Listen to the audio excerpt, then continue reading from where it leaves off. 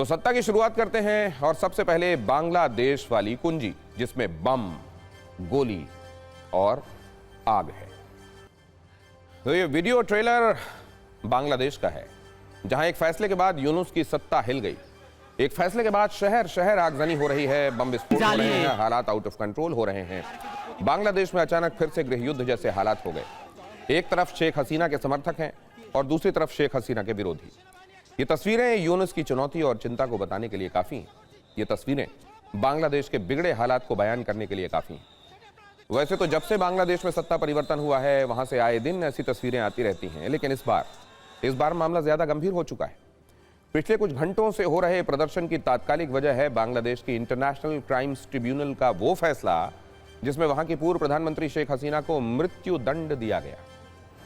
आज बांग्लादेश में यह शब्द ट्रेंड कर रहा है, यानी शेख हसीना भी ट्रेंड कर रही हैं। यहां पर नोट करने वाली बात यह है कि शेख हसीना इस वक्त भारत में है। ढाका में ट्रिब्यूनल ने आज 6 हिस्सों में 400 पेज का फैसला सुनाया। शेख हसीना को 5 में से 2 मामलों में मौत की सजा दी गई, बाकी मामलों के लिए उम्र कैद की सजा सुनाई गई। मौत की सजा वाले 2 आरोपों के बारे में भी आपको बता देता हूं। पहला आरोप यह है कि शेख हसीना ने जुलाई 2024 के छात्र आंदोलन के दौरान हत्या के लिए उकसाने का आदेश दिया था, और दूसरा आरोप यह है कि शेख हसीना ने हत्या का आदेश भी दिया था। ट्रिब्यूनल ने शेख हसीना को जुलाई 2024 के छात्र आंदोलन के दौरान हुई हत्याओं का मास्टरमाइंड बताया। वहीं दूसरे आरोपी बांग्लादेश के पूर्व गृह मंत्री असदुज्जमान खान को भी 12 लोगों की हत्या का दोषी माना गया। इन्हें भी फांसी की सजा दी गई है। तीसरे आरोपी पूर्व आईजीपी अब्दुल्ला अल ममून को 5 साल की जेल की सजा सुनाई गई है। अब्दुल्ला ममून हिरासत में हैं और सरकारी गवाह बन चुके हैं। अदालत ने शेख हसीना और असदुज्जमान कमाल की प्रॉपर्टी जब्त करने का आदेश भी दिया है। शेख हसीना और असदुज्जमान पिछले 15 महीनों से भारत में रह रहे हैं और बांग्लादेश की सरकार ने भारत से शेख हसीना को प्रत्यर्पित करने की मांग की है। ये मांग कोर्ट के फैसले को आधार बनाकर बांग्लादेश के विदेश मंत्रालय ने भारत सरकार से की है। वहीं दूसरी तरफ बांग्लादेश में शेख हसीना के समर्थकों का आक्रोश बढ़ गया है। शेख हसीना की पार्टी ने कल पूरे बांग्लादेश में बंद का ऐलान किया। फैसले के बाद आज बांग्लादेश के कई शहरों में शेख हसीना के समर्थक नारेबाजी करते रहे, प्रदर्शन करते रहे। यूनुस सरकार के खिलाफ जोरदार विरोध प्रदर्शन होता रहा। बड़ी संख्या में लोग हाथों में मशाल लेकर सड़कों पर उतरे हुए थे। बांग्लादेश के कई शहरों में हिंसा भड़क गई। ढाका में पुलिस स्टेशन पर उपद्रवियों ने अटैक कर दिया। विरोध प्रदर्शन करने वालों में शेख हसीना के समर्थक भी शामिल हैं और विरोधी भी। बांग्लादेश पिछले कुछ दिनों से इसी तरह की आग में जल रहा है। पिछले 7 दिनों के हिंसक प्रदर्शन में 28 लोगों की मौत हो चुकी है।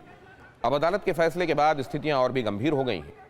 पहले आपको सुनाते हैं इंटरनेशनल क्राइम्स ट्रिब्यूनल ने कैसे शेख हसीना को फांसी की सजा का ऐलान किया। और इस वक्त बांग्लादेश में सुरक्षा बल हाई अलर्ट पर हैं। फैसले के बाद प्रदर्शनकारी बांग्लादेश की पूर्व पीएम शेख हसीना के पिता का घर गिराने पहुंचे। बुलडोजर के साथ घर गिराने के लिए ये यहां पहुंचे और इस दौरान प्रदर्शनकारियों ने बैरिकेड तोड़कर पत्थरबाजी भी की। प्रदर्शनकारियों पर आर्मी और पुलिस ने लाठीचार्ज भी किया। बांग्लादेश में अगले कुछ घंटों में क्या होने वाला है, यह बड़ा सवाल है। आज आपको यह भी जानना चाहिए कि जिस कोर्ट ने शेख हसीना को मौत की सजा का ऐलान किया, उसकी स्थापना शेख हसीना ने ही की थी। शेख हसीना ने इंटरनेशनल क्राइम्स ट्रिब्यूनल की स्थापना वर्ष 2010 में की थी। इसे 1971 के बांग्लादेश मुक्ति संग्राम के दौरान हुए नरसंहार और अपराध जैसे मामलों की जांच के लिए बनाया गया था, लेकिन अब सत्ता बदल चुकी है। सत्ता पर कंट्रोल यूनुस सरकार का है, तो कोर्ट के फैसले भी शार्प शूटर की बंदूक से चली गोली की तरह निशाने पर जा रही है। शेख हसीना के खिलाफ फैसला सुनाते हुए ट्रिब्यूनल ने कहा कि छात्र आंदोलन के दौरान हुई हत्याओं का मास्टरमाइंड शेख हसीना ही है। मानवता के खिलाफ अपराध किया गया है। बड़ी संख्या में प्रदर्शनकारी मारे गए। शांतिपूर्ण प्रदर्शन पर बम गिराने का आदेश दिया गया। पार्टी नेतृत्व की जानकारी में सुनियोजित हमले कराए गए। प्रदर्शनकारी छात्रों को उस वक्त रजाकार कहा गया था। शेख हसीना ने कोर्ट के फैसले के बाद क्या कहा, वो भी आपको सुनाता हूं। शेख हसीना ने कहा है कि फैसला गलत है, पक्षपात से भरा हुआ है और राजनीति से प्रेरित है। इसमें उनका पक्ष सुना ही नहीं गया। यह फैसला ऐसे ट्रिब्यूनल ने दिया है जिसे एक गैर निर्वाचित सरकार चला रही है। उनके पास कोई जनादेश तक नहीं है और ये गलत है। आपको केवल 120 सेकंड में दिखाता हूं बांग्लादेश में पिछले कुछ घंटों से चल क्या रहा है। cross-examination. Without cross-examination, without anything, how it is possible? But the judgment made by the learned tribunal is not based upon some facts and circumstances of the case.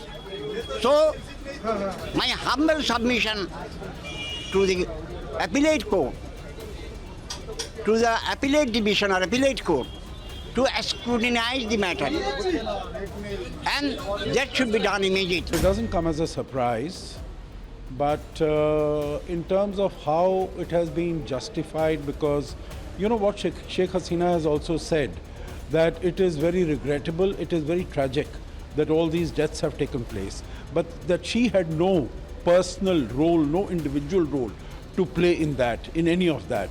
And she has said that there is no evidence that has been presented to the court by the lawyers, by those who have accused her.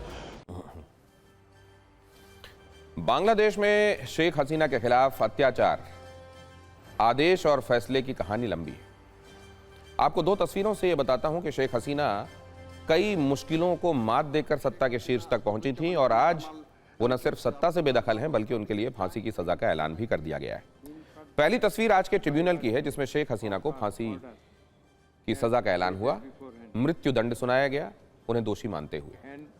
दूसरी तस्वीर 15 अगस्त 1975 की है जो कि ये याद दिला रही कि कैसे शेख हसीना के पिता शेख मुजीबुर रहमान की हत्या की गई थी, कैसे शेख हसीना की मां और 3 भाइयों की हत्या की गई थी और उस वक्त तख्ता पलट में शेख हसीना के परिवार के 8 सदस्यों की हत्या कर दी गई थी। बांग्लादेश के निर्माण में शेख हसीना के परिवार का पूरा योगदान रहा और इस दौर में किसी ने यह सोचा भी नहीं था कि एक दिन बांग्लादेश के हालात ऐसे हो जाएंगे कि बांग्लादेश को बनाने की जिम्मेदारी जिन हाथों ने निभाई हो उसके परिवार का तो पहले एक तरीके से सफाया किया जाएगा, बच गया व्यक्ति सत्ता के शीर्ष पर पहुंचकर हालात संभालने की कोशिश करेगा तो एक दिन उसके लिए भी मृत्युदंड का ऐलान होगा। तो सत्ता की शुरुआत करते हैं और सबसे पहले बांग्लादेश वाली कुंजी जिसमें बम, गोली और आग है।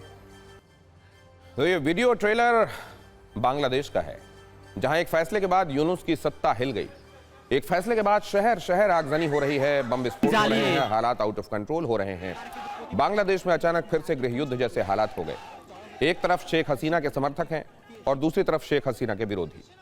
ये तस्वीरें यूनुस की चुनौती और चिंता को बताने के लिए काफी हैं। ये तस्वीरें बांग्लादेश के बिगड़े हालात को बयान करने के लिए काफी हैं। वैसे तो जब से बांग्लादेश में सत्ता परिवर्तन हुआ है वहां से आए दिन ऐसी तस्वीरें आती रहती हैं, लेकिन इस बार मामला ज्यादा गंभीर हो चुका